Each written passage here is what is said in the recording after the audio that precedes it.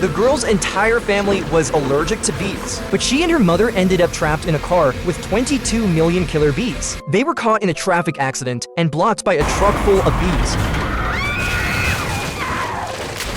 Beehives shattered on the ground, and the frightened bees swarmed wildly in the air. The truck driver ran over to ask for help, but scared the already terrified mother and daughter, who screamed. Moments later, the unfortunate driver was stung unconscious. Seeing the bees increasing in number, the mother urgently called 911. Fortunately, they had dispatcher Maddie to calm them down. The mother took out one EpiPen. However, unexpectedly, the bees started entering the car through the vent. Just as the mother was about to close it, she saw 3 bees already flying toward her daughter. Maddie instructed them to stay still, but one bee landed on the girl's face, crawling around. The mother was just scared to breathe. The bee moved towards the girl's eye. Go away, stupid bee! Breathe up! No!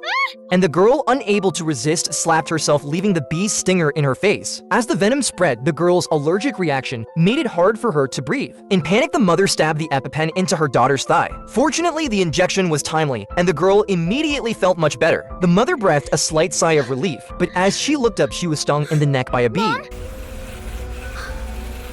However, they only had 1 dose of Ept. Within seconds, the mother started having trouble breathing. In this life-threatening moment, the only option was to rely on the remaining medication in the EpiPen. Following Maddie's instructions, the girl found a pair of scissors in her bag. The mother cut the EpiPen in half and used the last of her strength to extract the needle before passing out. In the nick of time, the girl frantically injected the needle into her mother and pressed the plunger hard. Soon the mother caught her breath again, but the danger wasn't over yet. Now their survival was in the hands of the firefighters.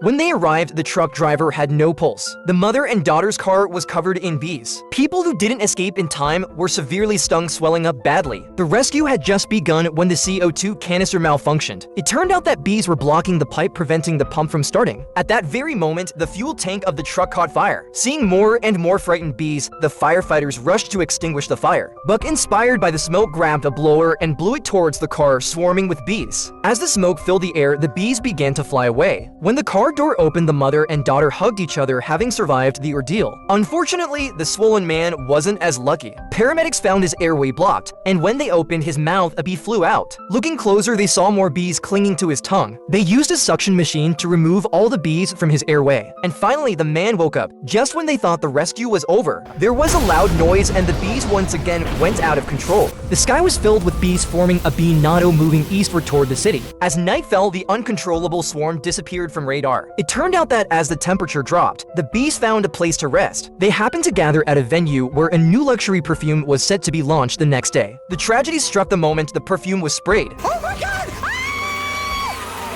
The bees, attracted by the scent, swarmed in from the tent, and chaos erupted at the event. People ran in all directions, getting stung. The unluckiest was the assistant, who had been sprayed with the perfume, becoming the main target of the bees. She ran wildly, diving into a swimming pool to escape. But just as she surfaced, she was stung again. A woman quickly called 911, and the assistant clung to a hose, waiting for the firefighters to arrive. Buck figured out that the bees were attracted to floral scents. He nominated Eddie to get sprayed with the scent, as he was the fastest runner. Eddie ran with the bees chasing closely behind. While they got to the assistant and gave her treatment, looked like she had been stung 1,000 times. To quickly remove the venomous stingers from the girl's body, Hen pulled out duct tape, flattened it onto her arm, and ripped it off, taking all the stingers with it. At the same time, her airway was cleared and her pulse stabilized. Meanwhile, Eddie, now covered in bees, had become a walking beehive inside the tent. Finally, a bee expert vacuumed the bees off Eddie, and no one else was harmed. However, the swarm of bees took to the skies again. At that moment, a small plane was in flight, and the pilot noticed a strange dark cloud ahead in his path. As the plane flew into the swarm, he realized it was insects, but it was too late. The bees had entered the cockpit through the vent, and the pilot was stung. In an instant, the plane lost control in the air. Meanwhile, Sergeant Grant, escorting a murder suspect through security, urgently boarded a commercial flight. He was about to speak with the captain to ensure LAPD was at the gate for them, but at that moment, the plane seemed to encounter a severe malfunction.